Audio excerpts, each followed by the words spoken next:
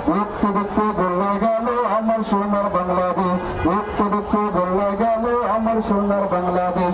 একে একে শেষ করেছি সবার কালেকশন হয়েছে, কিন্তু জনগণের কাছে ত্রাণ যায় না, কথা ঠিক কিনা? কিন্তু চাই বাংলাদেশ যেরকম নেতা নিজে পানিতে নেমে মানুষকে ত্রাণ দিয়েছে, আমার কর্মীরা পানিতে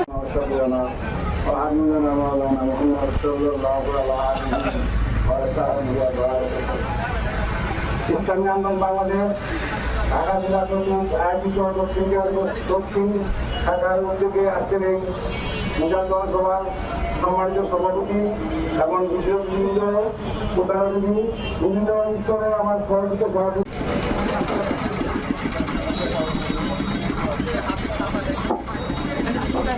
সমস্ত নেতাকর্মী ভাইয়েরা সাইডে দাঁড়িয়ে আছি।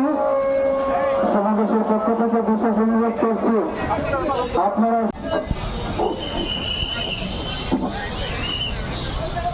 আসসালামু আলাইকুম ওয়া রাহমাতুল্লাহি ওয়া বারাকাতুহু।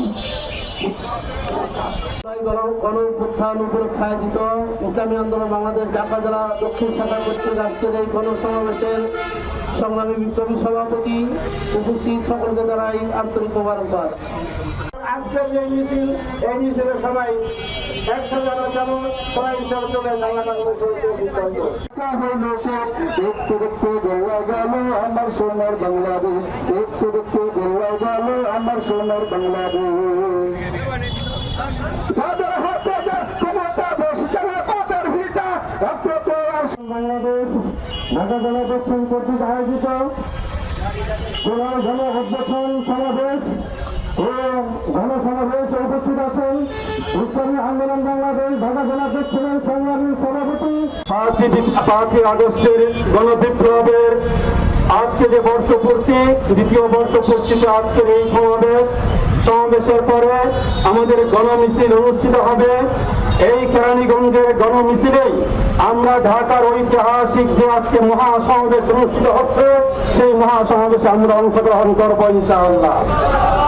ভাইয়েরা আমার, আজকের এই গণবিপ্লব 5ই আগস্ট, বিশেষ করে জুলাই বিপ্লবের যে বিপ্লব, এই বিপ্লবকে একটা দল ক্ষমতায় যাওয়ার পরে তারা বিভিন্নভাবে বিতর্কিত করবার চেষ্টা করা হচ্ছে। আমরা স্পষ্ট ভাষায় বলতে চাই, জুলাই বিপ্লবকে যদি গুরুত্ব না দেন, বাংলাদেশে আগামীতে কোন রাজনীতি হবে না ইনশাআল্লাহ।